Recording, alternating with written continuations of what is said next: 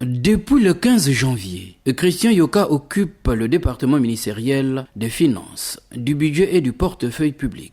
Cette nomination suscite de la part des représentants des droits des retraités, de la Caisse des retraites, des fonctionnaires, de l'espoir, puisque le nouvel argentier congolais a dit être ouvert au dialogue social. C'est là pour poser directement leurs doléances. Aucun ministre des Finances n'a jamais osé nous recevoir. Nous attendons donc du nouveau ministre des Finances, M. Christian Yoka, un peu plus d'ouverture pour la résolution des problèmes des retraités.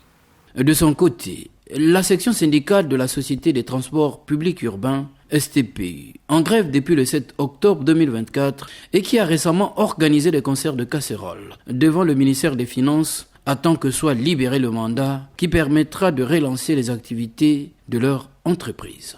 Mais la première des choses, c'est le paiement.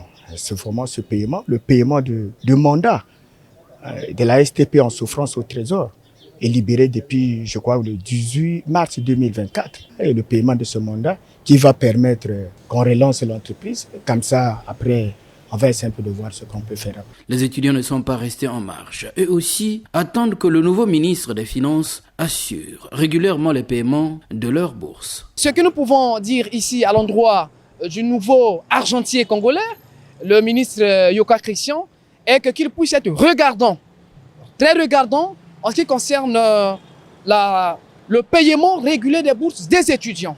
Et nous ne parlons pas ici seulement au niveau national, qu'au niveau à l'échelle internationale également. Puisqu'il y a partout à travers le monde, il y a des étudiants congolais qui étudient dans d'autres universités. Nous attendons beaucoup de choses de la part du nouveau ministre qui a été nommé à la tête du ministère des Finances. Le recrutement en masse de tous les enseignants communautaires actifs du Congo. Du paiement des bourses des communautaires qui doit se faire régulièrement. Donc si le ministre ne paye pas ou ne débloque pas les fonds pour le paiement des enseignants communautaires, alors sur toute l'étendue du territoire, nous allons déclencher une grève. Au regard de toutes ces attentes, le nouveau ministre des Finances, du Budget et du Portefeuille public devrait jouer la carte de la maximisation des recettes publiques afin d'honorer à toutes ces sollicitations.